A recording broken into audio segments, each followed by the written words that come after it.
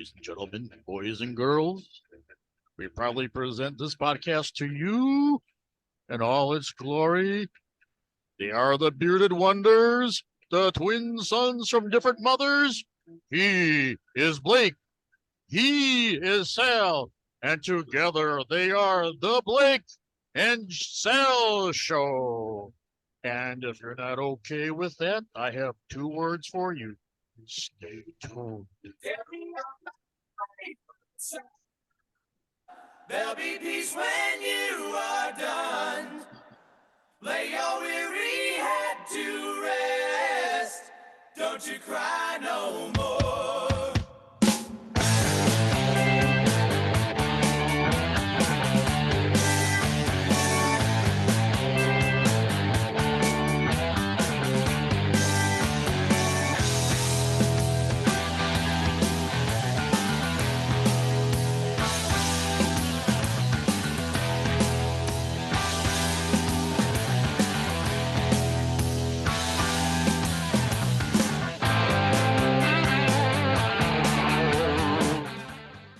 Hello, everyone, and welcome to the Blake and Sal Show with Mark, episode number 441.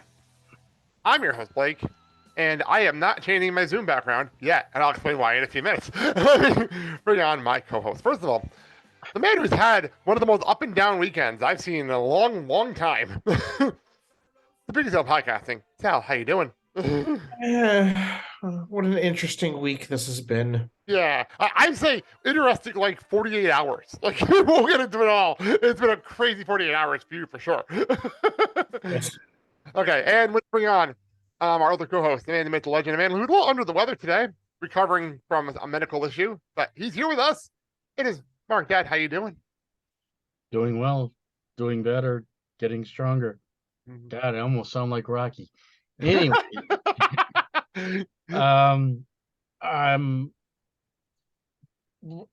before we get started in this, I want to wish everyone out there. Oh, Dad, the show is airing after Thanksgiving. We went through this last week. No. Just let me know. I want to wish everyone a good week. Stay upbeat, stay positive. No. And No, we'll see what happens. As Mandy says, we're watching commercials and the TV shows. Don't tell them what to do.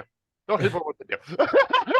Mandy all the time. Don't tell them what to do. Okay, all right, fine. So, first of all, music in the background. For those who watched Full Gear this week, you know why this is funny. You know why we played this. And for the rare one that was in attendance. Oh, yeah, we'll get to it. We'll get to that in a little bit. But this is Candace Carry On Wayward Son. But by the way, for the longest time, and apparently I'm not the only one, thought the name of this song was Carry On You Wayward Son, not On Wayward Son. I thought it was a different song. The longest time. Did I know that? So anyway, and by the way, I'm not the only one. This came up in a lot of wrestling podcasts this week. So it made me feel a little better about myself that I wasn't the only one to do that. Google the song. Well, it's on Spotify, hence how we're playing it here. So let me turn this off. First of all, it's funny because we were recording earlier than normal, and we'll explain in a minute. I have this really crazy sun glare coming off where I'm sitting. Because normally when I get to my seat and where I'm sitting in the kitchen, usually it's like an hour from now, and the sun is moved, and not where it is right now. So that's why if you're looking at the Zoom call, I'm moved back a little bit because if I move forward to my normal spot, I have the sun right in my eye. I even moved the laptop over. It's not helping. So. And I thought it was because your future was so bright you had to wear shades. No. It's just I'm in it because of the way the sun is this hour. It's blurring right into my spot in my chair. So, okay. Anyway, Sal, you're one of the reasons we're recording early. What the fuck is going on with you? We'll talk about the good stuff in a little while, but we addressed everything else on the damn show. What the hell happened to you this weekend? So Sunday evening, I was in my room getting changed, putting my PJs on and getting ready to relax and watch some football. And I heard a noise, but I didn't think anything of it because where I live is pretty noisy sometimes. And my mom comes running upstairs, and then she's like, your car, it's on the sidewalk. And I'm like, on the sidewalk? I'm like, what the hell are you talking about? And I go outside, and it was a two-part event. Part one, this drunk driver driving a pickup truck sideswiped 3 cars and T-boned me and reversed to flee the scene. I guess it was too drunk to realize he didn't cut the wheel, slammed my car a second time. Wow, The I didn't know reversed that part. I didn't know that part. Yeah. Jeez. Yeah, and then reversed again, and then finally cut the wheel and drove away. And then part two was about 2-3 blocks up the road where he sideswiped another 6 cars and was arrested because I think I heard that his truck flipped over, so he really couldn't go Christ. anywhere. Irony. How about that? So today, I'm gonna go look at a new car. Yeah, so that's why we're starting a little earlier than normal. For the fact that funny part is we usually, for those who are wondering, because it is Thanksgiving week, we're actually doing an afternoon show. We could have probably moved tonight, but it's Thanksgiving week, so we couldn't do that. And I'm like, well, we usually go at 1, but like, with move to noon, so you can take your car. And I'm like, I got home from work early. I'm like, you want to go a little earlier? Since I'm home? It's like, let's do it. Let's go. They were not as much of a time crunch and rushing at the end of the show as we would be if we were in our normal time slot. So let's do this then. Let's get into things. We have a lot to talk about. So help support the show. Find all the platforms you can find the show and the products we work on at theblackesthouseshow.com. And as on the run sheet apparently now says, tell house and go. Hey, you can buy our shirts, stickers, hoodies, brand new cars, and more from our TeePublic store. They really expanded their assortment. Click on the TeePublic link on our website, or go to TeePublic and search the Blake and Sal Show. Does the new car come with bubble wrap? I think I will be adding that as a bonus extra feature, just in case. You know what? We need that for CJ's new phone. That's what we need. That's something I dealt with this morning. I had to go. We had to get him a new phone because he broke his screen. Happened. Oh, no. But then he threw his phone in a really strange situation. He bounced off his bed and hit his window and broke the screen more. Oh, So no. I had But the to get window didn't break.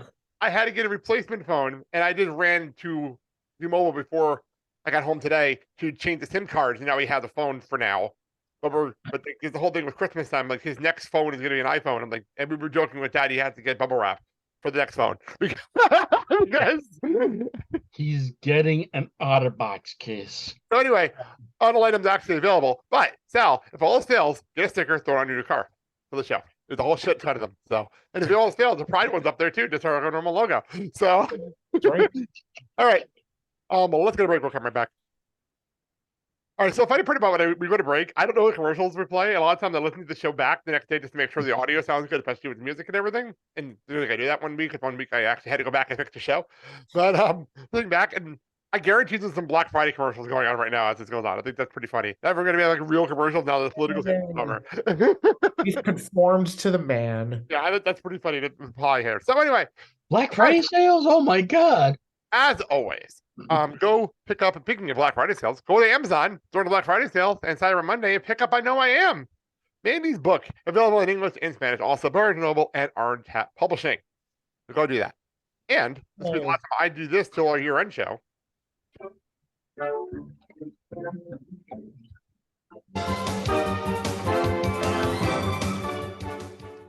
So the because of our really crazy recording schedule, the polls will be closing early for the Blake and Sal Show Awards. So please go vote right now. You got about a week to go vote and finish up the voting. The voting's actually been fun because it's going places I did not expect. So it's actually a lot of fun. So go do that, and we'll get the results at the end of December for our year-end show. So there you go. I'm becoming way too good at that. The music just ended as I finished that. I'm getting way too good at Speed that. reading. I'm getting way too good at that. You know what I mean? So anyway, let's get into things. I'm going to get a few items out of the way before we get to wrestling. First of all, we've been having a weird situation with celebrity deaths on the show. Early in the pandemic, we were like hitting them every single week, and we still like 45 minutes on celebrity deaths some weeks. It was getting nuts. But the problem is a lot of celebrity deaths have been on our off weeks, and we haven't. And when we come back from our breaks, I don't want to cover them because it's like old news by then. No offense to like Angela Lansbury and like Kevin Conroy. Last thing I kind of forgot. I actually forgot about Kevin Conroy on the run too last week. I just completely forgot because originally John was supposed to be on the show last week, and that would have been perfect to bring up Kevin Conroy with John here. And then I completely forgot to put it back on the run sheet. No. But anyway, this week, this one kind of hit me hard. Really hit me hard. Yeah. Let's do this because I was actually able to find this on Spotify.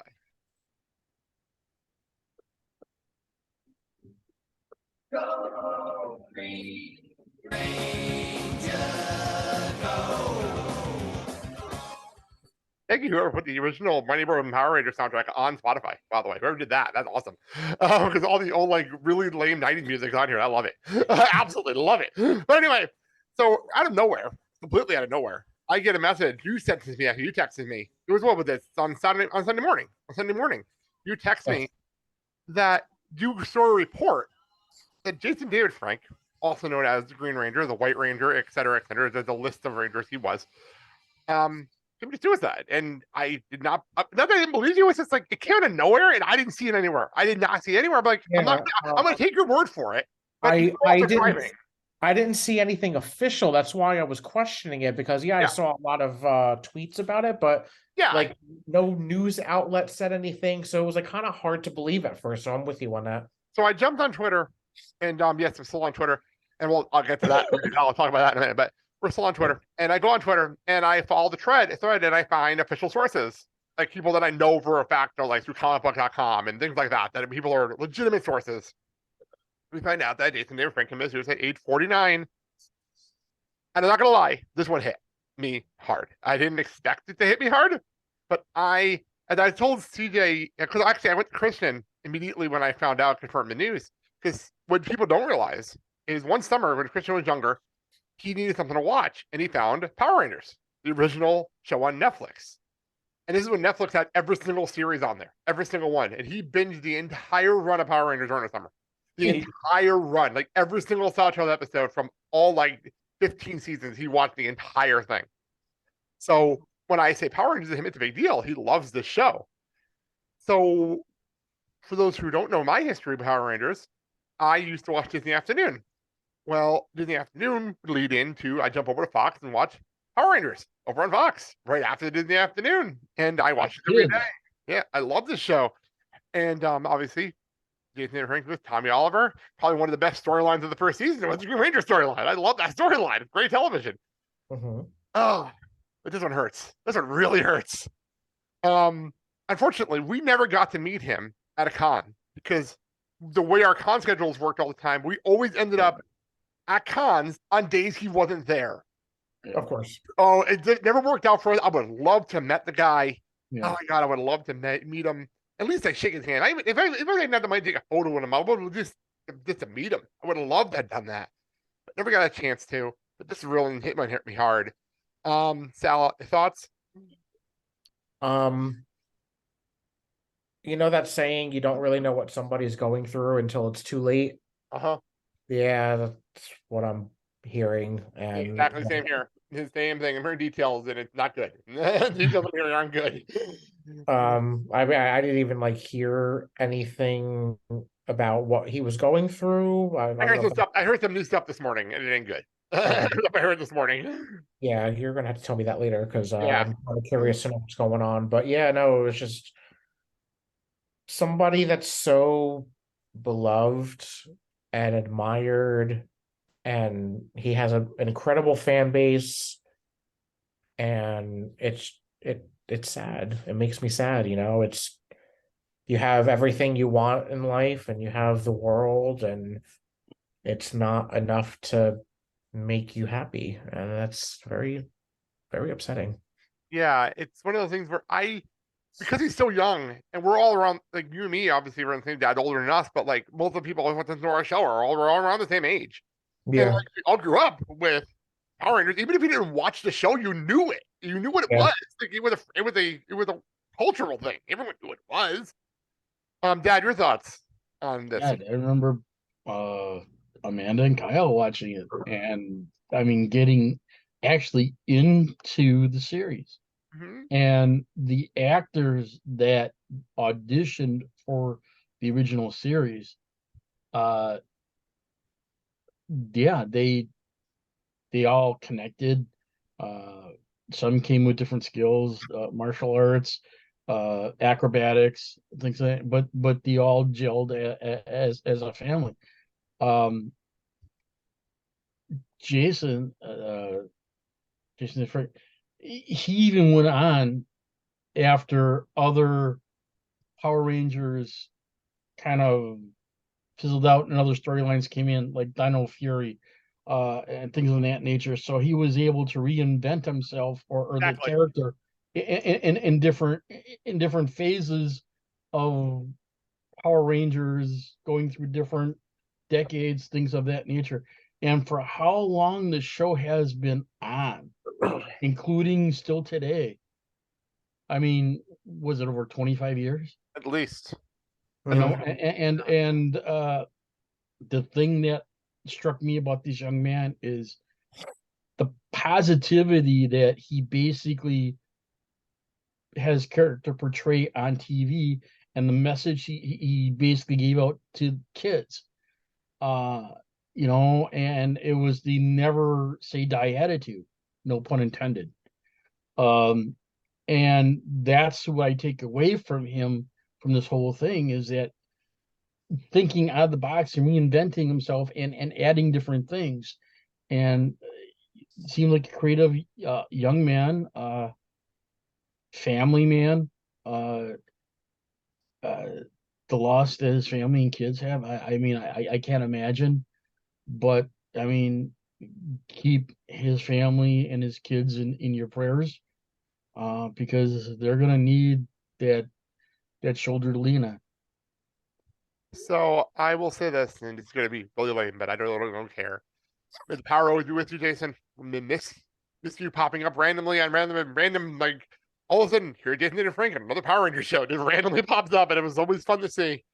But rest in peace. And for those out there, and I made sure I put this in the notes, if you need help, and this actually has become so much easier now than it has been in the past. Yes. If you need help, if you have any problems, the official suicide crisis line is now. Just call or text 988 in the US. It is one of the simplest ways to reach out for help. So go do that if you need anything. I personally have a friend of the show who called a suicide hotline and actually saved his life. So straight up, I'm not gonna tell a story here, but like, close friend of the show, he did do that, and I'm proud of him. And we talked about it. So I just want to throw that out there, and we'll move on. You know, no matter what problem you have in life, talk to somebody. Exactly. Anybody, just talk to somebody. Exactly. So, all right, let's move on. One other thing I wanted to bring up, because I would literally, so these news stories just kind of drop in your lap out of nowhere, sometimes, out of the blue. So Sunday night, you're dealing with your car situation, and we had, by the way, joking, we were joking. Me and Sal text all the time. We never talk on the phone. We never ever talk on the phone, and we talk on the phone like 3 times on Sunday. We never do that. That shows how crazy of a day it was. It shows how crazy of a day it was. I think last year combined. So 3 times in one day was a lot. A lot for us. For 2 people that text all the time. But anyway. And then we do this, so there's like no need to really like talk on the phone. Exactly, we text all the time. So anyway, so Sunday night, I literally about to go to bed, and Mandy's looking at her phone. We're getting ready for bed. I'm just getting everything ready. I plug my phone in, and all of a sudden she's like, "Did you hear the news out of Disney?" I'm like, "No, did not hear anything.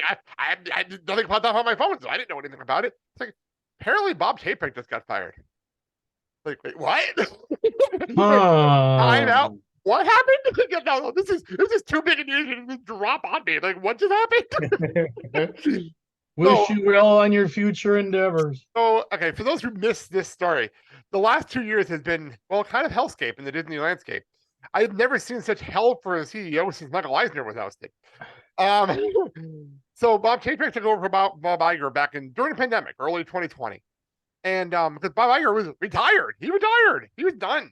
Yep. And for those who don't know Bob Iger's history, he has an unbelievable book out that I listened to during the pandemic. It is one of my favorite books I listened to during the pandemic. Absolutely fantastic. Especially if you like the behind the scenes of Disney. It's a great book. But so Bob Chapek stepped into the role.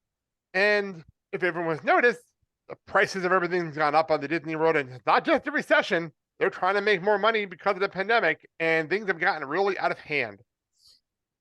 So apparently the quarter numbers came in and they plummeted for the stock.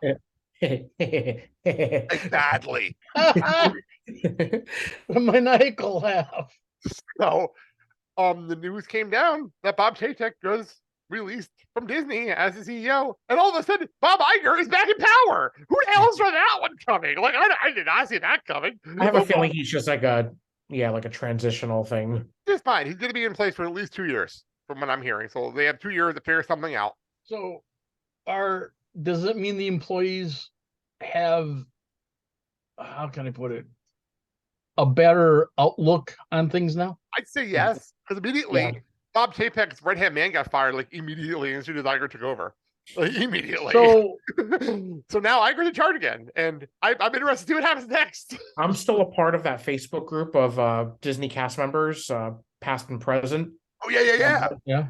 And when this news broke, there was a lot of happiness going on. I believe it. I saw it from a bunch of from Disney friends that I have. 2 podcasts, and everyone's going crazy. So does that mean Eeyore's now happy? Or I wouldn't say that much. I wouldn't go that far. I wouldn't go that far. here's maybe I'm looking at it from the. What does this do to Disney's cinematic universe? Not much. I think from what I've heard, this is going to help Disney Plus big time. It's going to help that scene. Apparently, Disney Plus numbers have gone down, despite it being one of the top things in the world. It's gone down because they aren't happy with the content. There's not much on there. I mean, how many times are you going to watch the same, cartoons? When we get off the call, I'm going to be, after a workout, and I'm going to watch the new Mickey Mouse documentary that dropped today. I'm really looking forward to that. I'm really excited for that documentary. Yeah. But how often do I say that sentence? I'm really excited for something to drop at Disney Plus. Like, I haven't said that in a while. Maybe not since Andor started. I have not said that. I also heard that there were the Marvel shows that were made for Disney Plus that aren't returning. One of them being She-Hulk. They're not investing in the second Which is weird, season. because that was such a popular show. I'm very surprised about that one. And some others. So maybe now with new blood that things may get retooled. I'm hoping. I was a really quick note, Disney-wise, it's not Laurenti, but I wanted to bring it up. I did watch the Elton John concert. Oh, watch is a relative term. I had it on in the background like a concert album while I was driving around for work. But still, I had it on. I mean, there was no way I was going to sit and watch a 2.5-hour concert. I didn't have the time to do that. So I watched it. How long was it? Oh, 2 hours. Not 2 hours. It's really good. It's really a lot of fun. A couple of notes I will make. Number one, somebody's got to figure out how the hell Disney mic'd this crowd. Because holy shit, I heard the crowd better than at some wrestling shows. Like, holy crap, this crowd was mic'd so fucking well. Like, it was amazing how well the crowd was mic'd. For a live broadcast, it was really, really good. Number two, Elton John, yes, I took it in the context of it's not going to be perfect. He's old. This is his retirement show. It's not going to be absolutely perfect. It's like when Billy Joel finally hangs it up and he does his final Madison Square Garden show and they film it and they put it up. It's not going to be perfect. It's not going to be perfect. But you know what? He's still one of the best piano players in the history of this planet. Like, let's be honest here. And he sang so fucking well. It was so entertaining. The only issues I had, number one, I felt bad for Kiki D. I felt so bad for Kiki D. Because how long has it been? Because apparently the reason Kiki D was there is because the last time they ran the Granddaughter Stadium, she did Don't Go Break My Heart with him. Well, it's been 20 years since that happened, and she did not belong on that stage. I'm sorry. I don't disrespect. I understand the point. It was a tribute thing. It did not work for me. And the other thing that didn't work for me, and this is going to sound crazy. Go ahead. Because I know Sal was really weird that Brittany wasn't on this. Gia Lupa did not belong there. She did not belong on this show. For me, it didn't work for me. It was the encore performance. What you talking about, Willis? It didn't work for me because what happened was you have all this stuff. The show ends. The show ends. You know how encores are. The show ends with this massive fireworks spectacular going on around Dodger Stadium to a Saturday Night Live for fighting. The place is going absolutely nuts. Okay. And then Elton comes out in a robe with a Dodgers logo on it. It was the most one of the weirdest things I've ever seen.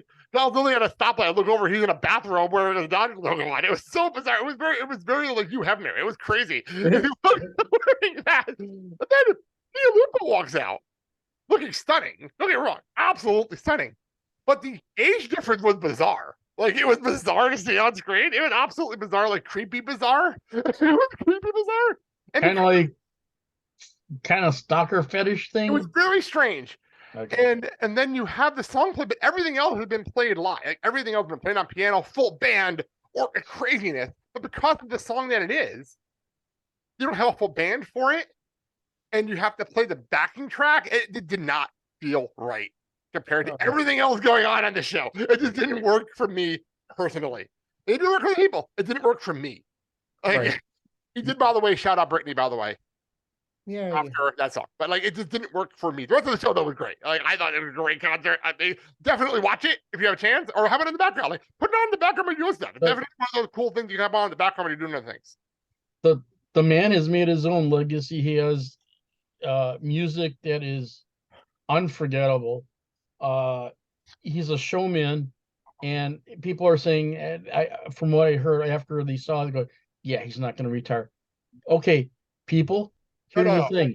The way the show ended, he's getting not only up there in age, but he's also, more concerned on his health because of his family. So, I mean, a good entertainer knows when to say when. Let me just comment on that. The way this ended, the way he went out, he's done. He's going to finish up the UK leg. Mm-hmm. That was what he said. This is the last North American show. He's going to finish up the UK leg, and then he's done. The way he went out, the way this show ended with Goodbye Yellow Brick Road, and the way they ended it, oh, it's over. It's done. This was definitely the end. You could just, it felt like the end. Like, it felt like it when it was over. And that's a good thing. Like, that's what it's supposed to feel like when it's over. It felt like it was over when it was over. So that's a good thing. You know what I mean? Like, so for those who are wondering that, like you said, but trust me, once you watch this special, you know it's over. I mean, when it's over. All right, the man has nothing to prove to anybody. He's done everything, and he's got Sir to his title. I mean, what more do people expect out of this man? By the way, he did mention this is the first Disney Plus stream that, like, live stream that wasn't Dancing with the Stars. This is the first time they ever did something like this, like full length concert. Like, and it was really well done. Like, I was impressed. Anyway, one last thing. Last week we ended the show because we were watching the Devils game going on as we were actually doing the show. And when we left you, the Devils had taken the lead, and then while I was editing the show, the game got tied, and then the Devils won in overtime. Like, while I was editing the show, like, it was a crazy 20 minutes. It was absolutely insane in the last week's show. And so for those keeping score, how many games is that? We are now, as of this recording, because if people hear this, it'll be Friday, so hopefully you can extend it. But as of today, 13-game winning streak they are on, and that is a franchise record. They have tied the franchise record. And if they win tonight, and then this is Wednesday, if people recorded, obviously we said that earlier because Thanksgiving is tomorrow. Wednesday, tonight, we're playing Toronto. They're at home. They win. They break the franchise record and move on Saturday night against Washington. Ironically, the last team that beat them. They're the last team that beat them was the Washington Capitals. They're playing them this weekend. So that's intriguing to me. By the way, Sal, did you realize, and this is brought up on the Dust With Oath podcast right before I came out listening to the Dust With Oath podcast, and the 17th game, if they get to 17, and that's the NHL record for those wondering, it's against the Rangers. If we get there. If we get there. Mistake, I don't see that happening. But the Washington game scares me. It's the Washington game that legitimately scares me. You know what I mean? Like, if we get past Washington, if we get to 16 straight, the Rangers game is 17 in the Garden. Oh, even in the Garden. So there you go. I just want to throw that out there. But more importantly, before everything happened to Sal on Sunday, the Mr. Exhausted went to Full Gear the night before, went to an autograph signing. Sal, tell everyone about this experience you went to on Sunday. Yeah, so Sunday before the Brittany 3 was brutally murdered, I took a little drive and I got to meet Nico Hischier, the captain of the New Jersey Devils, for those who don't know. Very awesome. The guy who was drafted #1 in Chicago. But if you want to hear that story, go back to that show. I'm not telling that story here now, but go back to that podcast back when that happened. But yes, now that was really, how was the crowd? Like, how was everything going? From what I've heard, it was a really cool experience for people I've read about. So the Sports Minded Unlimited, and I apologize if I have that wrong, was the location, and they do a lot of these autograph signings, at least one every month, at least, at minimum. It's a very small place, so obviously there were a lot of people, a lot of standing outside, especially in the cold.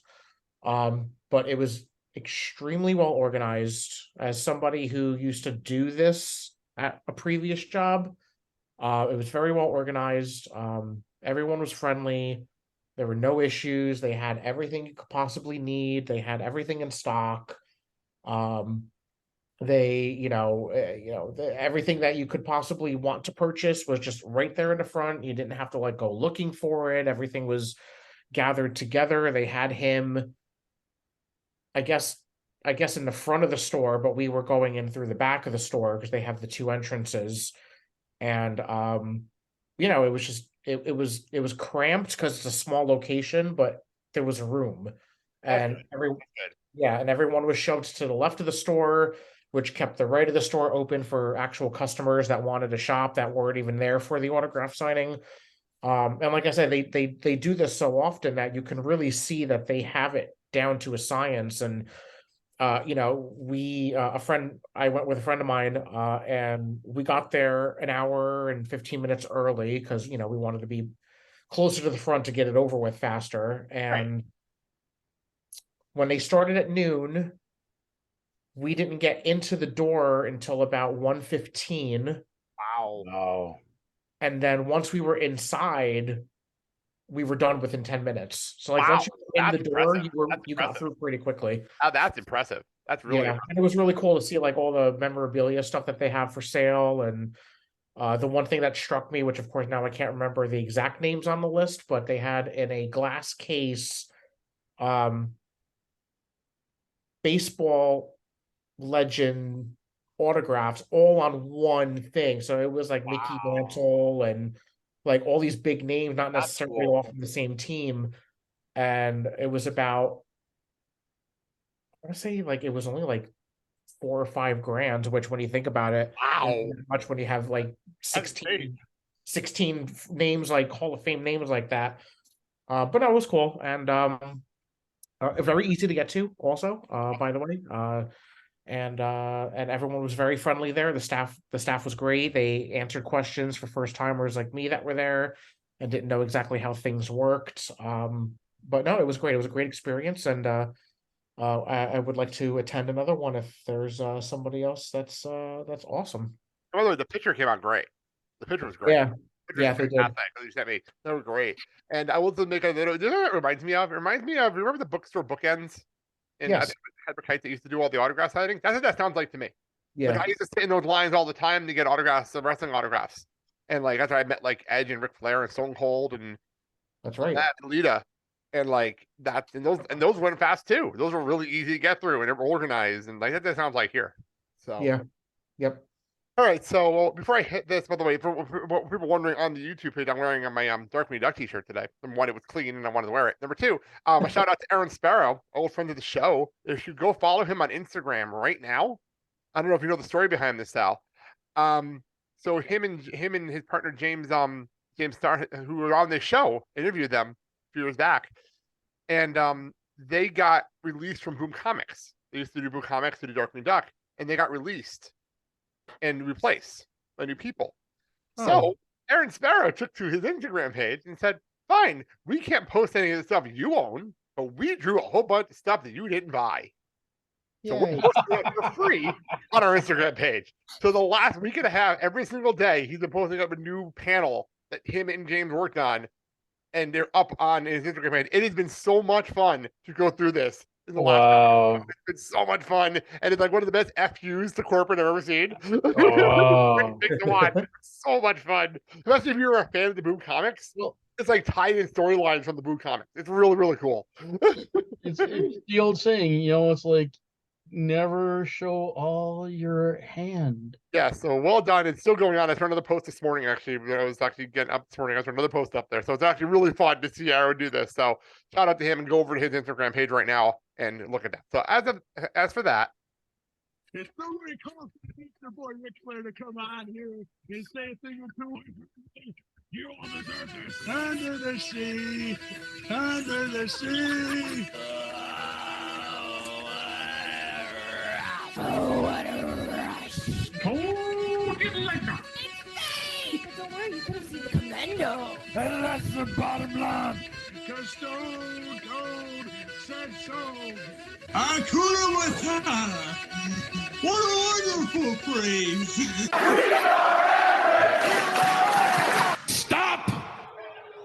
Listen! Because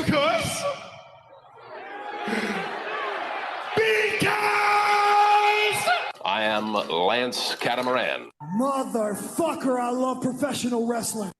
Hey, Sally, I just got to release. Zach Wilson's not starting on Sunday for the Jets. He's not starting. It just came out from ESPN a minute ago. It just broke.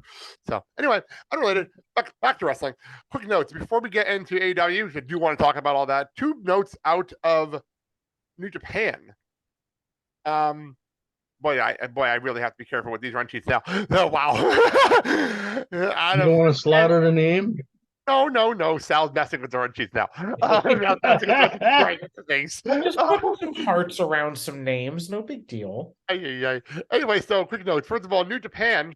So we'll get to AEW, but the next morning, I'm literally going through my phone. I'm going through my audio from AEW, just sitting back, waking up and listening and stuff. And I'm on my phone, and I jump on Instagram like I do in the morning, and all of a sudden I see a video from New Japan World saying a black screen. And all of a sudden, Kenny Omega's on the screen. Kenny Omega has not been involved in New Japan since AEW launched at all. No relation. As a matter of fact, New Japan was pissed at the Bucks and Kenny for how they left, and they have not been involved in anything. Kenny was not even on Forbidden Door. Well, like it's a big deal. So all of a sudden, this video is playing. It's in Japanese, fluent Japanese, by the way, because if anyone knows Kenny Omega, you know how much he did not speak Japanese for a long time, and it's fluent, like 3+ minute promo in Japanese. Challenging Will Ospreay at Wrestle Kingdom on January 4th for the IWGP US Championship. I did not see this one coming at all, at any level. I did not see this one coming. Dad? All I can say is this. It's going to be a great match. It's going to be a very physical match. And my best to both gentlemen, and may the better man win. Yeah, we'll talk about previewing at the end of December. But Sal, I know you're not a New Japan person, but this is a shocker. I did not expect this. Right, yeah. It was a complete surprise that he's going back, even if it's just for one match. And it was kind of cool listening to him speak Japanese, and not like I knew what he was saying if it wasn't for the subtitles. It was still though, it was a fluid Japanese. It was really well done. Like it was really well done what he did there. By the way, for those who are wondering, yes, January 4th is a Wednesday. We're aware of this. That means Kenny Omega will not be on AEW that night. That means in English he won't be on the show that night. That's right. Does this mean that the relationship between New Japan and Kenny Omega and Young Bucks may be slowly coming? I think so. Repaired? I think so. I think this is a sign in that direction. And the other big deal for New Japan. So for those who don't know, this past weekend I haven't had a chance to watch the show yet. Could you please stop moving your cursor around? For those who don't know, there was a big show this weekend with Stardom in New Japan. It was the first ever crossover show with 2 companies. I just haven't had a chance to watch it yet. But at this show, I found out the main event. It was for the IWGP Women's Championship. It's the first time I've ever said those words. That never happened before. It's the first time.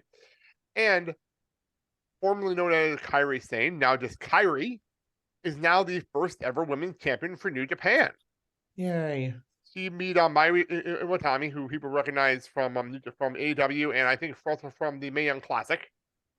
She was on there as well. But Kairi is now the IWGP Women's Championship and will be defending the championship at Wrestle Kingdom. The first woman to ever defend a championship at Wrestle Kingdom.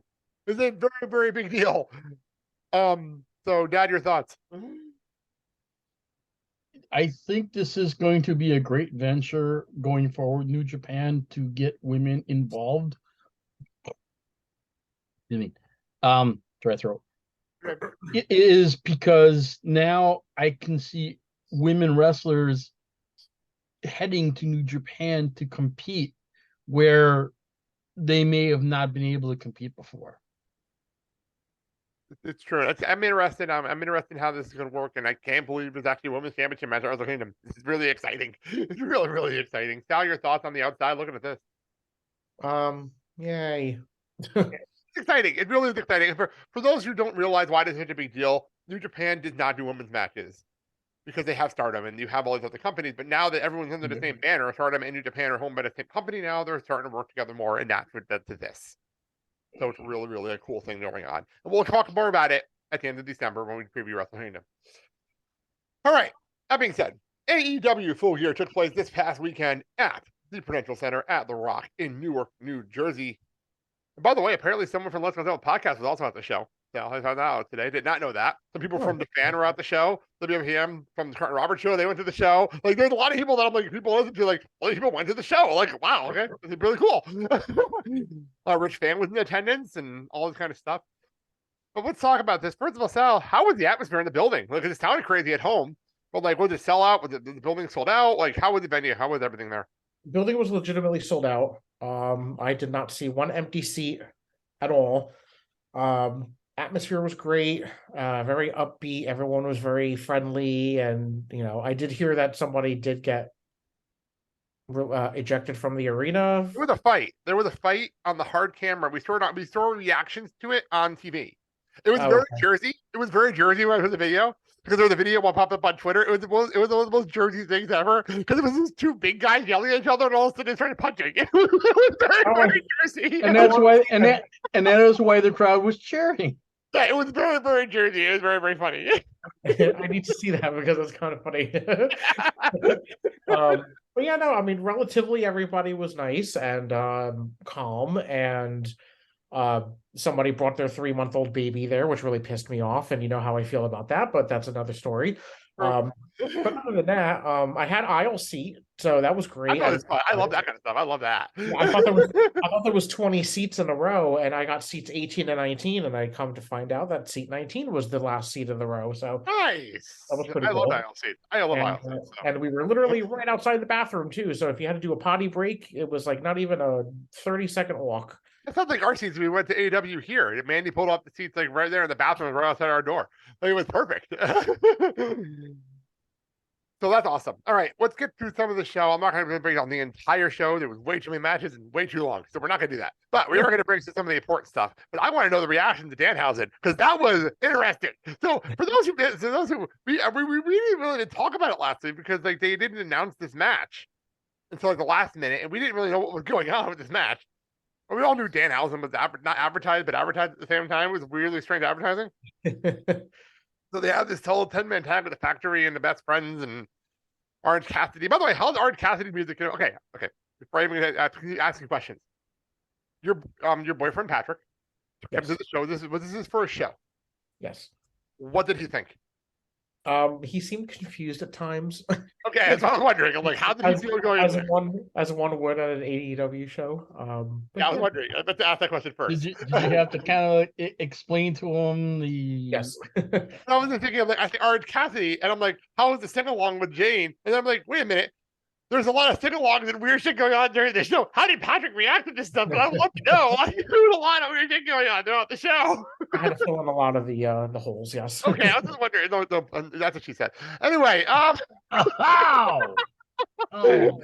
anyway, so we're watching. So, and we knew Danhausen wasn't out there yet, and we're trying to figure out why he's not out there yet. And by the way, we did think of you immediately because we have the Orange Cassidy music is first, and I'm like, oh shit! And Mandy's like, Sal must be so happy right now. But anyway, so all of a sudden we get to the music, and all of a sudden they're doing these stomping, the stomping thing that they did to Danhausen, and all of a sudden the lights go out. And this weird demonic music hits, and out comes Danhausen. This ridiculous, insane pop. What was that like in the crowd? Like, that was insane on television. With a jar of teeth or whatever, right? It was teeth. It was teeth. Jar of teeth and a spike. What the hell that was? That was weird. Yeah, because I was like kind of sitting there, and I'm like, all right, well, we obviously all know who this very nice, very evil mystery partner is. I mean, there was literally no mystery about it. And I'm sitting there, and I'm like, did he come out with them and they didn't play his music? And I'm like looking around, I'm like, wait, I don't see him. I just got really confused, and then I thought maybe something happened backstage and we missed it, because they didn't really play a lot on the big Jumbotron. Right. They played on the screens on the stage, and I was like so kind of far over that it was really hard for me to see what was on those screens. Right. And And then all of a sudden, yeah, when the lights went dark, I was like, "Oh, here he is!" And then like that weird music hit, and I'm like, "Wait, that's not him, is it?" And all of a sudden, there he is with his new face paint that he had. And Oh, yeah, so funny part of the picture, it was a mask over his face paint. They didn't even dumber. I didn't even realize that. Sorry, he put a picture up on his Instagram page. It was him wearing a Danhausen mask over the Danhausen makeup. Very good. It was hysterical. I'm sorry. When he came down the ramp, he came with authority and a purpose and a focus. I'm going, Wow. man, I like this edgier Danhausen. I really enjoyed it too. Like that really. And then later, we still got the goofy Danhausen later with him and Ari Cassidy in the background scene wearing an oversized jacket for no reason whatsoever. That was really strange. You know, and the quote from Excalibur, you got to give the people what they want. Yes, they do. Right. Okay, well, other thought from the pre-show I want to bring up is Eddie Kingston and Drew Nakamura. How was the crowd for this match? Because it was interesting to watch at home because I really enjoyed this match, but I didn't know what to make of it. And then the crowd seemed to get more into it as we went. How did the crowd sound for this match? Yeah, obviously loud when Eddie came out. Everyone was pretty confused about his opponent because not a lot of people knew about him or what the hell was going on, because if they didn't watch the week before or whatever. Or it was the night before. It was the night before. Rampage. Yeah. If it was Rampage, you were confused. But you know, it's Eddie, so you just cheer as loud as you can for him and go from there. And I mean, granted, I'm very hard of hearing, so I honestly didn't hear a fucking word he said during his promo. So that was hilarious for us. So so on the television, he grabs the mic to thank Nakamura for the match, and then he starts getting really emotional, and then he is like, "How much time do I got?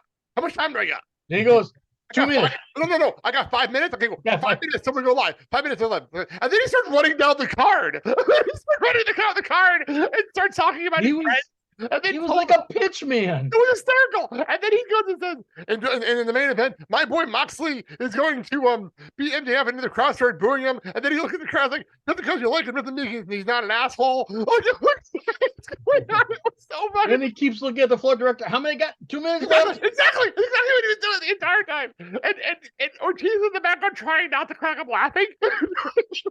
And all of a sudden, the producer looks at him. Okay, I gotta go. Exactly. And then the producer looks at him. He's like, "Oh, I'm out of time. Okay, bye." Also, Bye. he was laughing so damn hard. People on Twitter were laughing. So it was so much fun to watch live. It was hysterical.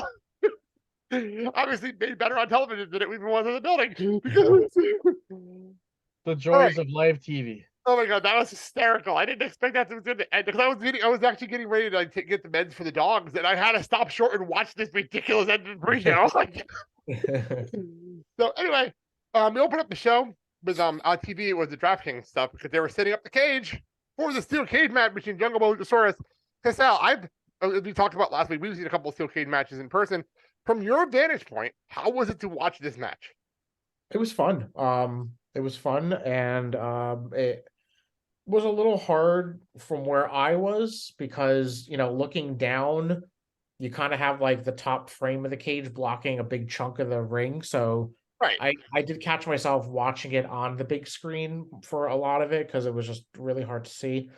But that last spot was really fun to watch live. That was insane. Oh. No, that was one of my favorite matches of the entire night. Was that steel cage match? It was opening match, but like it was one of my favorite matches the whole night. And from I don't know how you saw it in person. For us, the camera angles they were giving us, and the way things were for us, it was a star-making moment for Jack Perry. Like it was him being a star. Like these are the clips you're gonna put in his highlight package when his career is over. Like that's what these clips were. And it would have made it more emotional as his sister and his mom were there. Yeah, that was really cool. That was the moment of him hugging them. I probably didn't see this, it was for TV.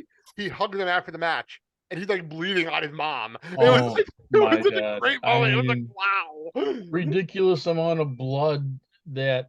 It's ironic that the person who had the most blood on this show was Jack Perry, not Moxley. Like, who had that on their bingo card going into this show? Like, who's thinking that? So, all right, well, good. I guess you can now say you can put a little respect on the name of Jack Perry. I really want to kill Mandy Rose for bringing that into Electricon of wrestling right now. Father, I know that. Anywho, let's move on to the moment we talked about at the top of the show when we played Candace to open up the show. I need to know what the hell this is like in the building is I have to ask because we're watching at home. The Death Triumph comes out. And by the way, so last Wednesday, CJ watched Dynamite with us. He hasn't been watching Dynamite regularly with us. He usually catches up on YouTube. And he had never seen the Death Triangle's entrance until last Wednesday. And he was absolutely impressed and in awe. Like how insane this was. He loved Lucha Bros anyway. He loves them anyway. So watching his entrance was amazing for him. So we're watching the entrances, they come down, and you know something's up when the champions come off first. You know something's up. And so I'll send it to you, Sal. What the hell was the atmosphere like in this building when Carry On Wayward Son hits and the Elite are on the stage? Go ahead. Yes. Very loud, very excited people. And it was fun. And there were, I don't know if I know it came out during the match, but we started that welcome back chant during the entrance. I'm pretty sure you didn't hear it because of the music and stuff like that. But it was fun. It was fun. We didn't hear that clearly because the crowd, they were too busy upsetting finding people singing along with the song. That's the people at home were doing it, people singing along. But what we did catch was the ridiculously loud fuck CM Punk chant that happened. Had to. How loud was that in building? Because that came over on TV loud and clear. It was quick. It didn't last that long, but yeah. Oh, wow, but everyone heard it. Everyone heard it at home. Everybody heard it. And the worst, okay, the funny part is you didn't see this on TV. The chant happens. And the cameras were on the Bucks when this started. And then they started encouraging the chant and they had to cut away. They cut away on television. It was so weird. Oopsie. So it shocked all of us in Death Triangle 1. But then later on in the show, they announced this is apparently, we just watched the first match of a best of 7 series for the Trio Championship. Yeah, we didn't know until... We didn't know either, so don't feel bad. We didn't know either. After the next match, I think, was when they flashed it on the screen. Yeah, we didn't know either, so don't feel bad. We weren't aware of it at home, so no one told us either. My question is this. If they want to put the belts on the Elite, why go through a best of 7 match? Well, I understand what they're doing here. And someone made a point. This is good for promoting shows. This is very good for promoting shows. Because if you notice the graphic, I sent you the graphic, Sal. Obviously, it flashed on your end really quickly. We got a full graphic on our end. And it's all the dates for all the matches. Every single date has a match starting this week. So they're promoting these matches. It's actually really smart. This is very like the beginning of AEW when they promoted matches like every single week in weeks and weeks in advance. Like, I think this is smart for attendance. I think it's very, very smart. My issue here is I don't know how I feel about this because I'm not a huge fan of best of 7 series in wrestling anyway. Because I'm not a fan of it. It's not a thing I really ever enjoyed. The closest I've ever come was the best of 5, John Cena and like Booker T. The closest I've ever gotten to really enjoying a series because I think they get long and boring and you know they're gonna go 7. Like that's the whole thing. Like you know this is gonna go 7, especially when you saw that the 7th match is gonna be in California. I'm like, well, you know, this is going 7. You know, it's going 7 now. By the way, for those wondering, they did skip January 4th, obviously, because this is before they announced Kevin Owens was going to be Japan. So everyone saw January 4th open. They're like, what's going on? Why is January 4th open? And then we found out that apparently there's also a AAA show going on that day. So Ray Phoenix had to go to that show too. So it was a weird situation, but like, yeah, that was interesting. I don't know. I'm not sure what to make of this. Just so that you guys know, last time I remember a best of 7 series, and this is years ago when they were still myself, but yeah, did you come up with first? The territories where you had Crockett Promotion, and it was match against Magnum TA and Nikita Koloff for United States Heavyweight Championship, and they did a best of 7 series. The last one I remember is actually Sheamus and Cesaro, and that led to the bar. I mean, I'm hoping that the crowds do not get bored with the that length. match was great. I thought the match on Saturday was great. Like it was so entertaining. Right. Way over choreographed, but it was still really a lot of fun to watch. Right. I don't know. Can you do that 7 times without getting boring? Like, can you do that 7 times without being competitive? Like, I don't know how you do it. Like. Tony Khan is going to have to be creative on these matches. Hey, let me correct you here. Okay. Tony Khan has nothing to do with how these matches are going to go. It is these 6 men that are going to make these matches unique. Has nothing to do with Tony. He might book the finish, but it has nothing to do with them. He had nothing to do with how that was choreographed on Saturday. Both of these teams are going to have to be creative on doing these matches so that way you're not going to lose the crowd. That's true. Sal, any other thoughts? Nope.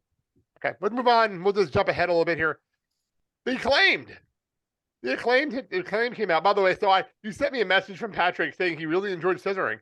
Yes. But hey, it's sweeping the nation. Why not? It's sweeping the nation. Wait, other question. Did you get your foam scissor finger? No, I didn't see any areas to buy anything. Actually, which is kind of so weird. from what I heard from Rich, there was stands, but they were sold out fast during the pre-show. Wow. They were sold out really fast during the pre-show. So the acclaim comes out, one of the pops of the fucking night. Like, holy shit. And you guys get an extra rap first, by the way. That was really cool. That was awesome. I know. By the way, if you're gonna do that from now on, you do one rap where you're doing like the stuff in the news, and then you do one rap against your opponents. I have no problem with that. I think that was actually really cool how you do that. So that's how the atmosphere for the acclaimed. Very loud. Very loud, lots of scissoring. Good thing there were no real scissors because there'd be a lot of people bleeding. Oh my god! I cannot believe this got over as high and as hard as it has. Like, I cannot believe it. Like, it's so ridiculous that this is what got over. Like, this is what's over. Like, I don't know how it happened. Oh my god! You got to experience it because we got to see it ourselves, but it was more of a dark match when we got the acclaim at our show. It was a dark match and the crowd went crazy. But this is bigger than it was then. Like, this is huger. Yeah. For our glory, they were in the ring and they broke up when this match was over. How was the crowd reacting to this? Because I couldn't hear about the crowd because we were kind of tired when this match was going on for us. It was late in the show. We were all kind of tired, but we popped for it. But how was the crowd reacting to Swerve and Keeley breaking up? Gasps.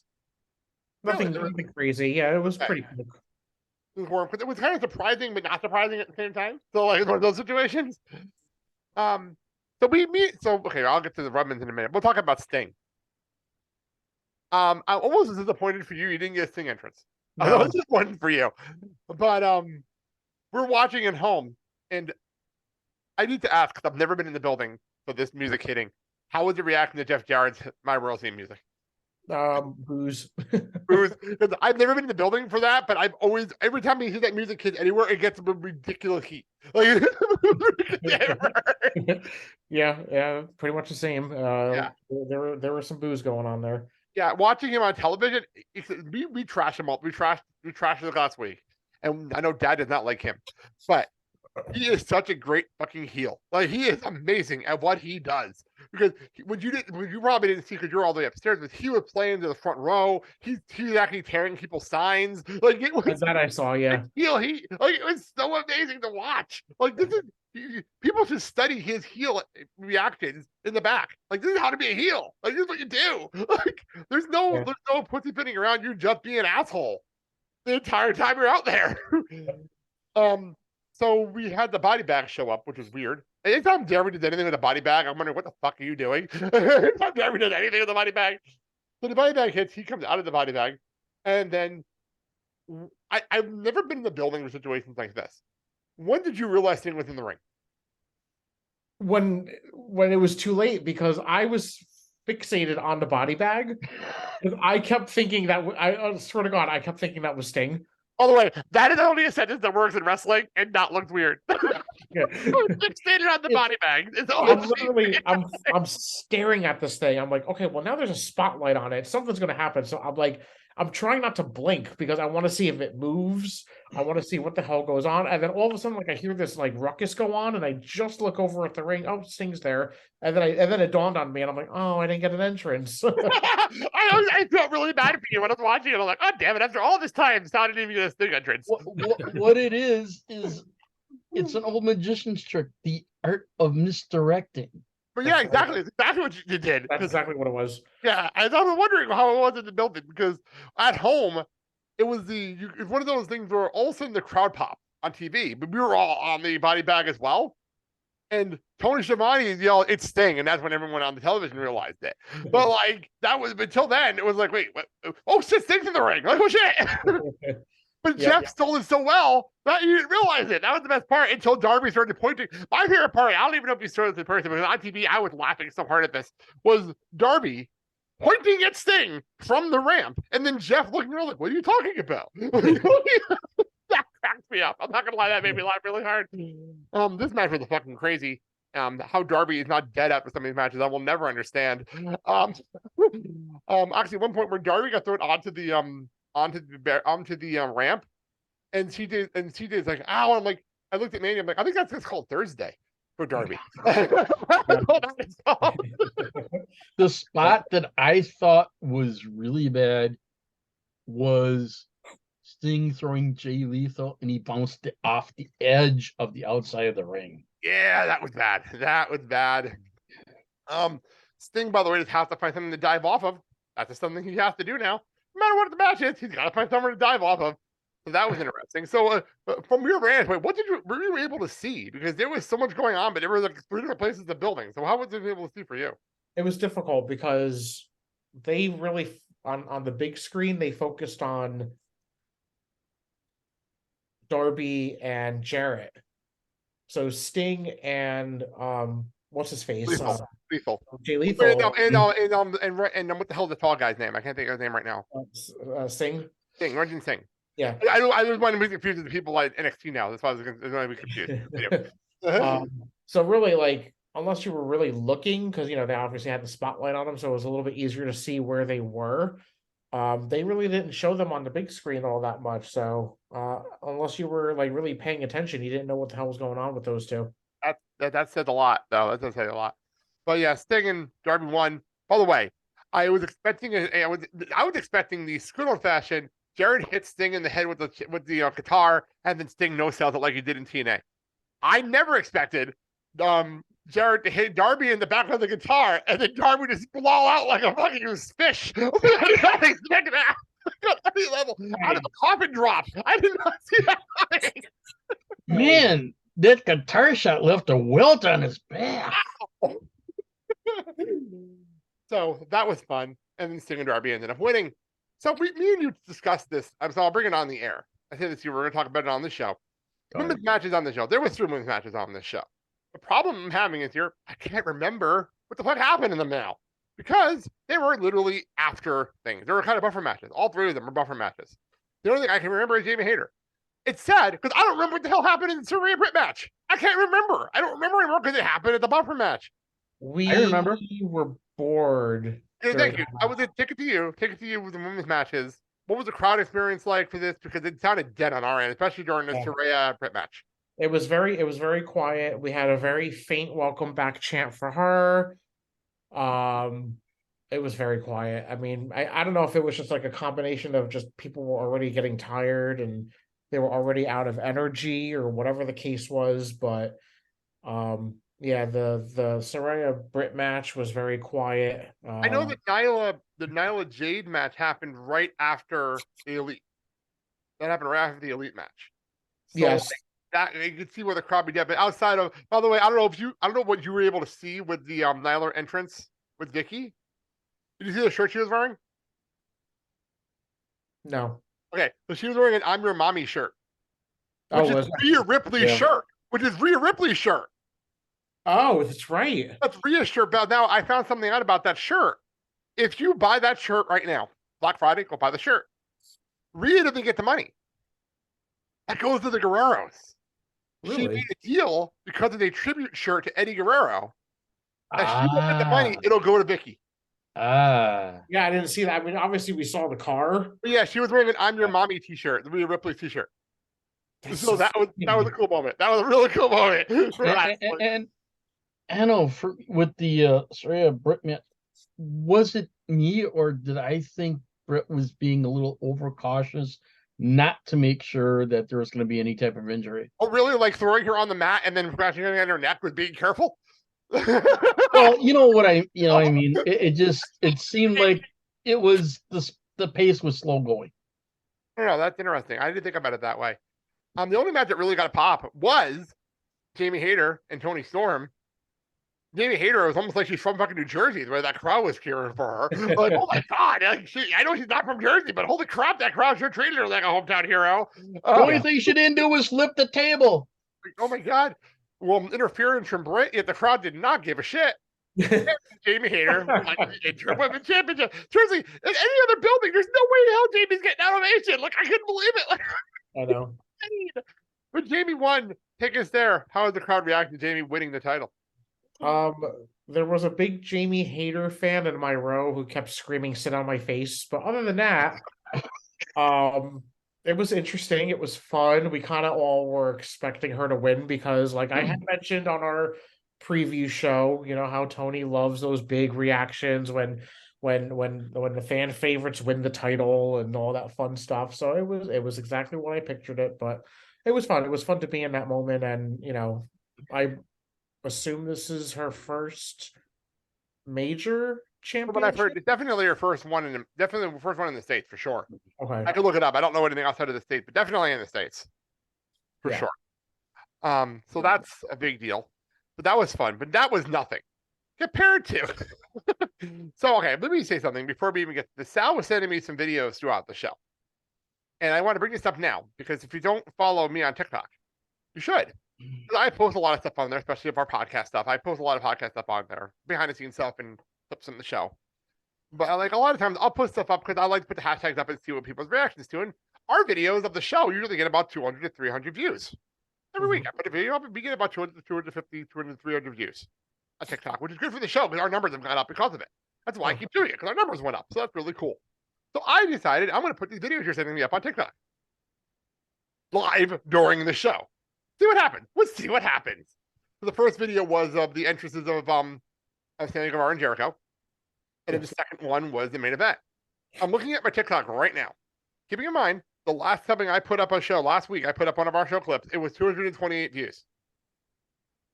The two videos, the one of the main event was almost at 700 views right now. Oh wow.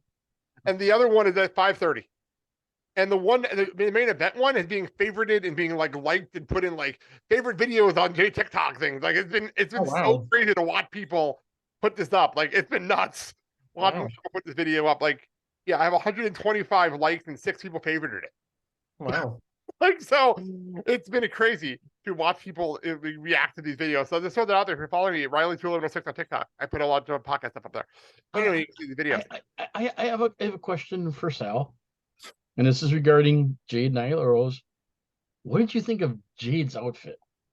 I was confused at first because I didn't really with Thundercats. I thought it had to do with Wakanda. No. I didn't know it was I when she came down, immediately I figured out who it was. I was just going, holy crap. I thought it was Wakanda. I haven't seen Wakanda Forever yet, so I thought maybe it was something out of that. Like I thought it was doing, and then I saw people going out on Twitter. Wasn't she dressed as She-Hulk? Yeah, but at least that was relevant. At least that's relevant in 2022. She was very bright, so it was very hard to miss her. And as I said to Mandy, Travis loved this entrance because there was such spectacular going on with that outfit. Travis loved that outfit. I know Travis loved it. It had to be like every kind of couple. She was always adjusting. She had to readjust. It was bad. So okay, let's get to the main event. Okay. Get to the main event. MJF comes out to one of the pops of the fucking night. The only thing compared might be the Acclaimed. He comes out, crowd goes crazy like he's a hometown fucking hero. But again, he's the East Coast, you expect it. And then Mox's music hits. By the way, your video of Mox's entrance is amazing because you have the screen, and I have it screen capped on the TikTok. If it's flipping off the screen, it's a fantastic screen frame. But his entrance, I love Mox's entrance in person. We've experienced a couple ourselves. I love Mox's entrance in person. So much fun and so much energy going on. But Mox is supposed to be the babyface in this match. MJF's supposed to be the heel in this match. The crowd didn't give a shit. And if you're watching it on television, Mox decided, I'm playing heel. Fine, I'll play heel. I'll play heel. I don't give a fuck. Somebody slapped the Uno reverse card on the table and said, this is how it's going to be. But you know what it reminded me of? It happens in WWE once in a while where the crowd's like, oh, you know what it reminded me a lot of? This is a great comparison. Anytime Cena and Edge had their feud and they went to Canada, and Cena's supposed to be the face, Edge's supposed to be heel, the crowd flipped it. And then Cena decided, fine, I'm going to play heel that often. I'm going to play heel. That's exactly what it reminded me of. Like, that's what it reminded me of. There were Cena where Mox is like, fuck it, I'll be a heel. I don't care. And MJF playing babyface. It was such a bizarre match to watch from that perspective. So from your perspective, because you had a good angle from the ring, what did you see with Regal? What did you see from Regal's angle? Like towards the end. Yeah, what did you see? Because we were obviously for us, we had the TV cameras and they zoomed in on everything. But from your angle, because you had a really good angle of the ring, so I'm just curious what you were able to see.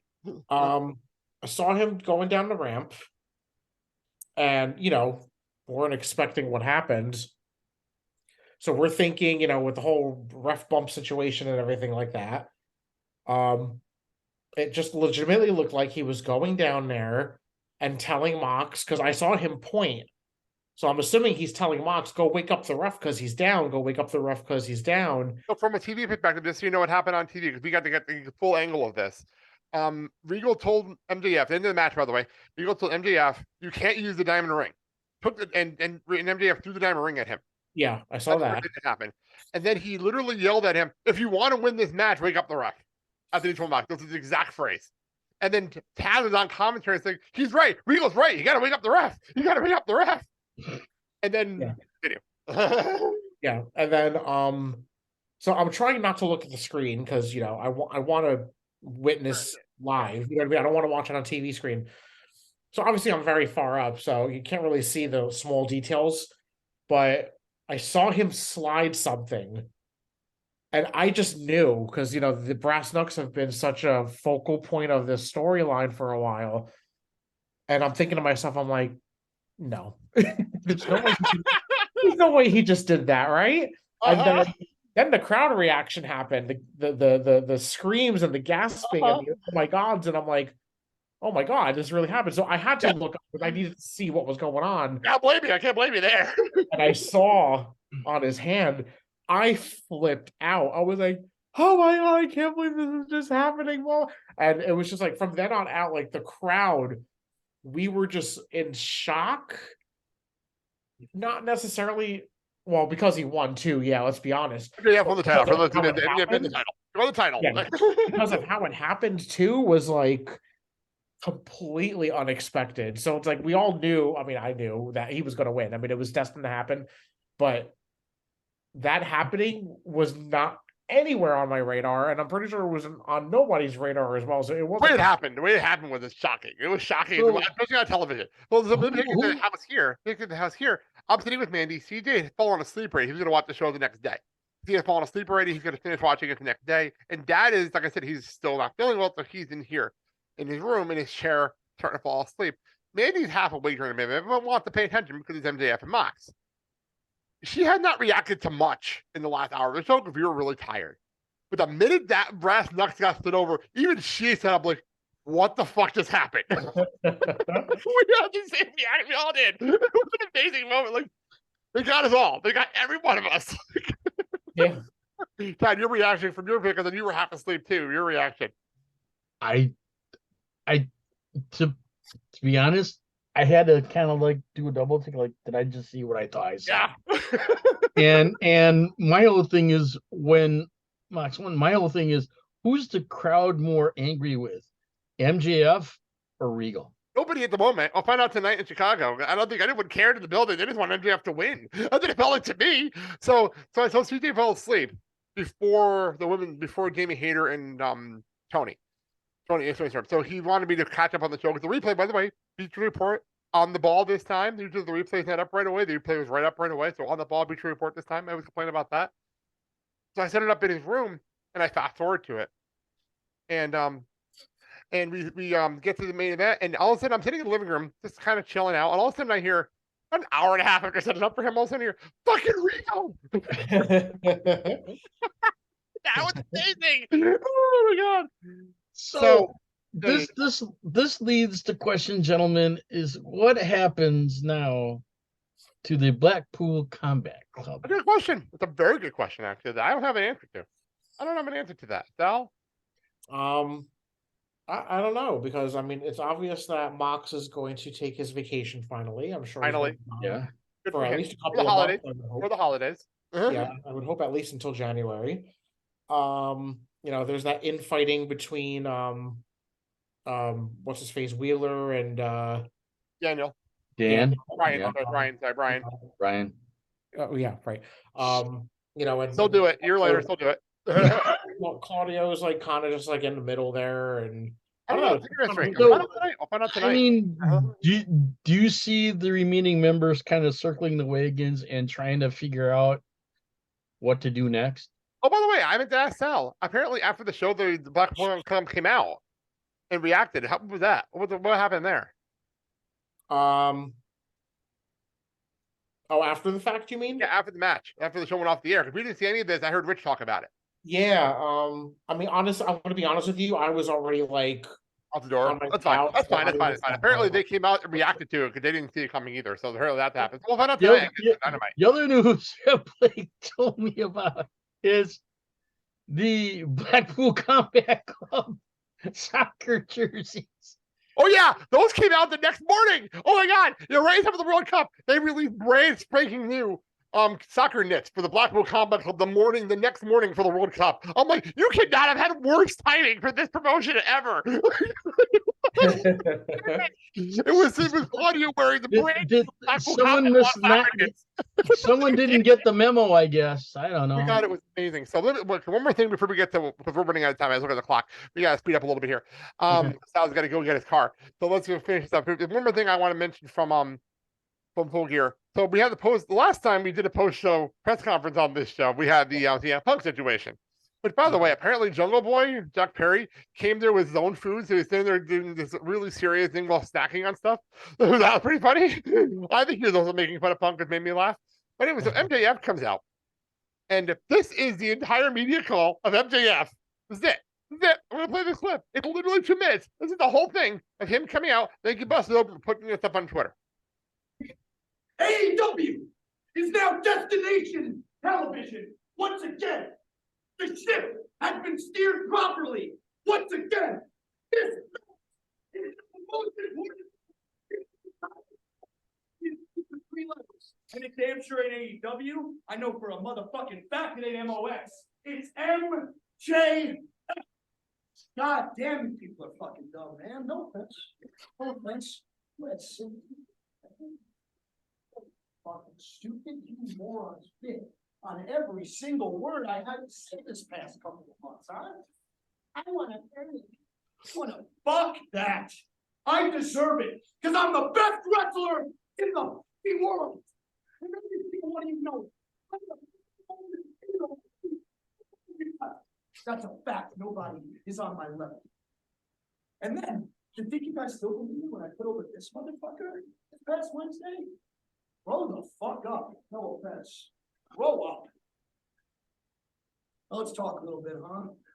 MJF, what's going on with you and Regal? You know, we're all really interested. What's going on? How'd that rate up? I'm gonna tell you, dumb motherfucker. Huh? With 70,000 fucking hardcore marks watching at home, jerking off in their grandma's basement. Huh? To my velvet voice, you think I'd give a shit? No, if you want to know anything about the most important man in professional wrestling, you gotta tune in to the MJF show. That's every Wednesday on TBS. Damn well. That's now Destination TV. Now here's the okay. Shower. I'm gonna get all of Monty's disgusting hepatitis A through Z off of me. And then in the morning, I'm gonna do what nobody else on the roster does because I'm the only real fucking star here. I'm gonna hop on a jet and I'm gonna go to my goddamn set. Anybody got any questions? Huh? Just kidding. Thank you. Fuck you. Bye. Damn, fuck it out, baby. All right. That was it. That was the whole press conference. Yeah. And then a He fight didn't broke mince out. any words. Oh my God, that was amazing. By the way, the funniest part is if you watch it, you can see him in the background. He says Jersey Legends in the background as he's walking past it. That's hilarious. So that's it. That's Full Gear. I don't know what else is going to happen, but that is what happened this past week. So let's do this. I'm going to hit this. We're going to get into the last part of our show, which won't take nearly as long because there's not a whole lot to talk about.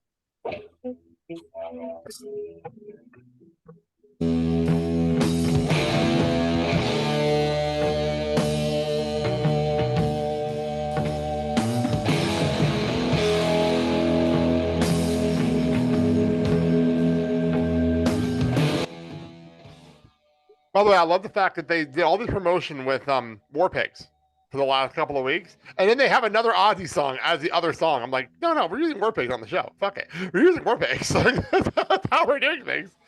It is WWE Survivor Series War Games. Yay! Title of the show. So let's get through this show. There's not a whole lot of matches to talk about, so this won't take us that long to get through. First of all, we have the Miz versus Dexter Loomis in a match that we just get this fucking match over with and have Dexter win. Sal, what do you think? Yep. Definitely. I'm disappointed that we're getting this match and not like a Survivor Series elimination match for the Judgment Day and in the OC. I really wanted that, but we instead put the women into the War Games match instead. So if AJ Styles versus Finn Balor, I really was hoping for a tag match here just because I love watching Dominic Mysterio be Dominic Mysterio right now. I absolutely love it. One of my favorite. It's like a fucking guilty pleasure for me on Raw right now. I love watching him. It's so funny. But actually don't see AJ winning this match. He's been winning, Dad.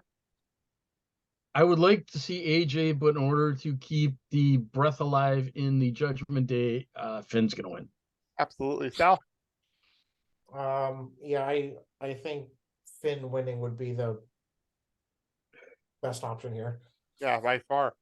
By the way, speaking of which, they just announced Carl Anderson's going to be at New Japan on November at the end of the next show. I forgot what it's going to be. They announced it's going to be him versus Hikuleo at the next show. Officially. That's interesting. That's interesting. He's going to be doing one appearance before Wrestle Kingdom. He's going to be defending both Hikuleo. So that's interesting. All right, United States Championship. I did not realize this was a triple threat match because I was half asleep during Raw most of this week because Raw was not that good this week, and I was half awake during it. So I missed when it says announced this is a triple threat match, but it is a triple threat match. It is Seth Rollins taking on Austin Theory and Bobby Lashley in a triple threat match for the United States Championship. Normal circumstances, based on storyline, I would say Austin Theory is winning the belt here because of how the storyline's going. I don't see that though. I see Seth retaining. Yeah, go ahead. No, I'm going to be different. I'm going to say that Austin gets it because he's going to let the two other guys basically knock the bejeebers out of each other, and he's going to be there to pick the bones. Bejeebers, there's a word. There's a word for you. Sal? Yeah, it's going to be Seth Rollins getting a sneaky win. Yeah, and the crowd's going to love it. That's the best part. I thought about Seth Rollins' weird face turn is that he hasn't changed at all, but the crowd loves him now. It's so much fun. SmackDown Women's Championship. It's Ronda Rousey with Shayna Baszler in her corner. That's a new thing going on. Taking on Shotzi. There's no chance of taking the belt off Ronda, Sal. Shotzi, really? It's not happening. It's happening. If Shotzi wins, I will pierce my nose. Wait. Say it again because Dad talked over you. If Shotzi wins, I will pierce my nose. Okay. It's one on the record. You know I'm going to do with that video. Wow. No, I don't see them getting the belt off Ronda, but what I do see down the road is I see Sheena turning on Ronda and them feuding for the belt. I don't see that happening until maybe next year at the earliest. The only thing I can see that happening is maybe if they have Shayna win the Rumble. That'd be interesting. Now that would be an intriguing story. That'd be interesting how that would work. But we'll see what happens with that in January. War Games. We have 2 War Games matches. Yeah. Well, we'll do the men's one first because the women's one's not complete. So the men's match, we have the Bloodline. It is Roman Reigns, the Usos, Solo Sikoa, and everyone's favorite Sami Zayn. Sami Uso.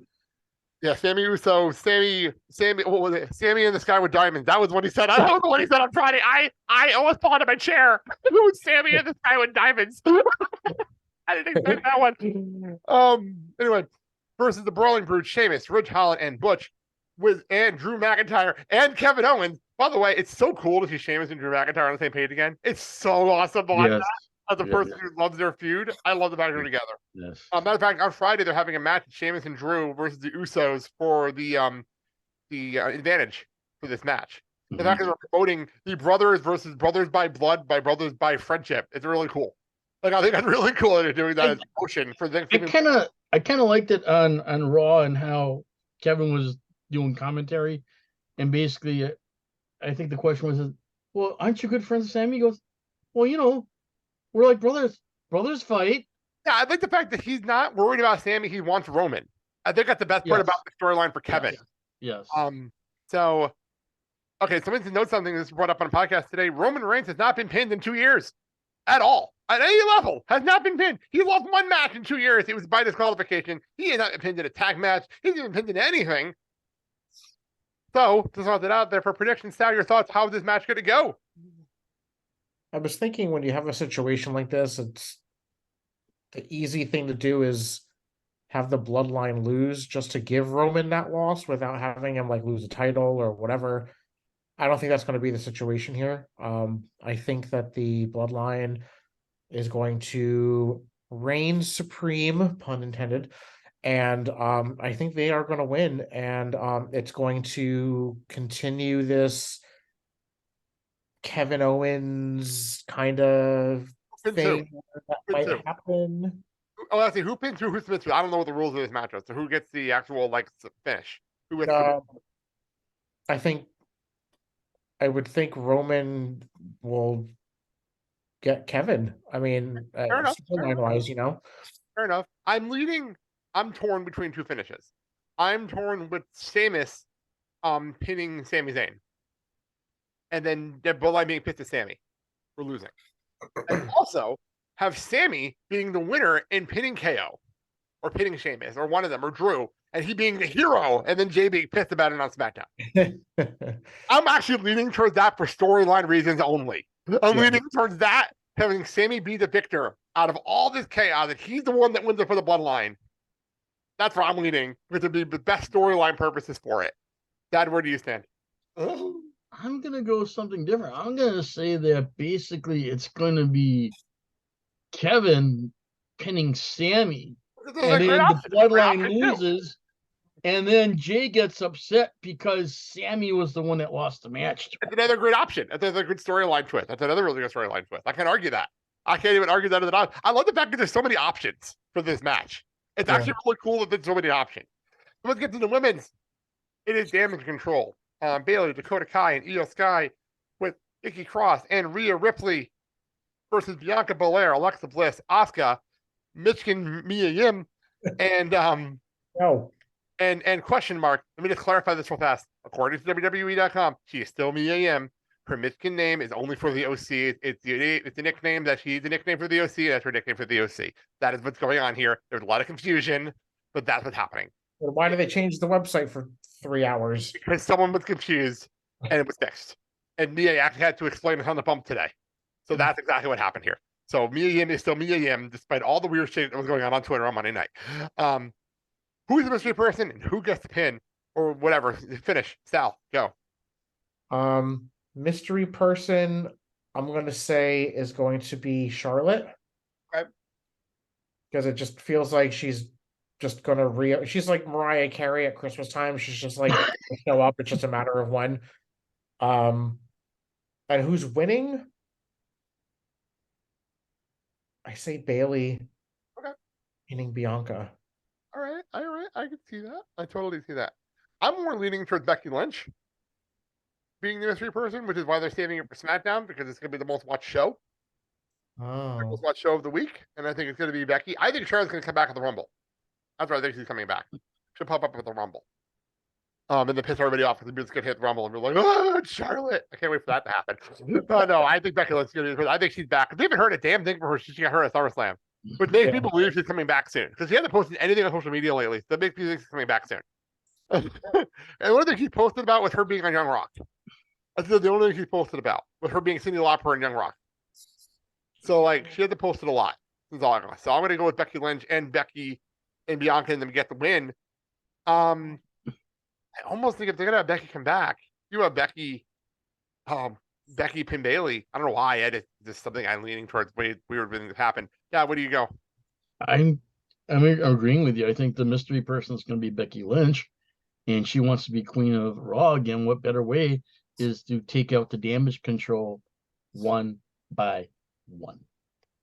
Fair enough. We'll see how this goes. So that is War Games. I'm excited for War Games. I'm not gonna lie. I'm really excited for it. And we're actually gonna order our wings. We were supposed to order last week, but Dad wasn't feeling well, so we didn't want to order wings, but he wasn't feeling well. So we're gonna order wings this week finally, and do that for the show. So let's close the show here. We're going to end it. I wanted to end something Christmassy. but I didn't want to be an asshole to Mariah Carey because I know what you guys songs drive you guys fucking crazy. I was thinking about it. It was on the register and I changed it at the last second. I actually decided I'll end the show with a song from the Polar Express, which is CJ's favorite Christmas movie. It's our Christmas Eve tradition to watch Polar Express with him. So I'm looking forward to that this year. This is actually Matthew Hall and Megan Moore singing When Christmas Comes to Town from the Polar Express. Yay. So we'll end it with that. Sal, take it away. For more information on our show, including where you can hear our show, go to theblakeandstalshow.com, our Facebook, Twitter, Instagram, and TikTok pages. You should add that now. And comment or leave a rating or review. We'll read it on the show. By the way, I forgot to mention this earlier. I don't know what's going on with Twitter. I have no idea what's going on with Twitter right now. We do have accounts, Blake and Sal Show accounts on Mastodon and on Hive. So if you're looking for us and you're jumping over to these new servers, we are on both of them. I haven't done anything on them yet. We are on both. So if you follow us over there, if you're going over to one of those places, find us. That's okay. Elon Musk has no idea what's going on with Twitter either. Well, some people are jumping over to Hive and Mastodon, so we're on both of them. I want to make sure we had accounts before it got really nuts over there. So we're on both of them. So all right, that's your thing. Hey, as always, it's been your pleasure. And if you happen to have a local independent wrestling organization where you live, patronize these young men and women that are coming up in the business of professional wrestling, sports entertainment. You'll be amazed on what they can do, how they can entertain you, and they're going to go to that bigger and better echelon by going to different and better companies. And hopefully there'll be a wrestling superstar in the near future at some other company that you go to. So, and hey, everyone be safe and let's make it through this week, please. Let's enjoy the holiday season. Actually, we're getting the holiday season started. Finally, the Christmas season officially started. Because by the time you guys hear this, Santa will have got entered Macy's Square, and that's when my opinion that's when Christmas officially starts. Hey, did I hear right? Is now Toys R Us are coming back in Macy's stores? That's not new. That's been going on all year. That's been going on. We're having to have A.O. Schwartz take and go. Bye. Hey, we gotta go. Next week, bye. we'll be back to look back at Survivor Series War Games and see what AEW has planned for winter is coming because we don't even know what the main event of that match show is yet. We don't even know yet. So we'll find out all in next week's show. Let's get out of here. I'm Blake. I'm Mark. No, that's right here. I said it. I'm sorry. I didn't hear you. And you've been listening to the Blake and Sal Show with Mark. Have a good day, everybody. Hi. Have fun getting Brittany 4. Thanks. The herald angels sing, I never hear a sound, and all the dreams of children once lost will all be found. That's all I want when Christmas comes to town. That's all I want when Christmas comes to town. Thank you so very much. Goodbye. Mwah, and good night.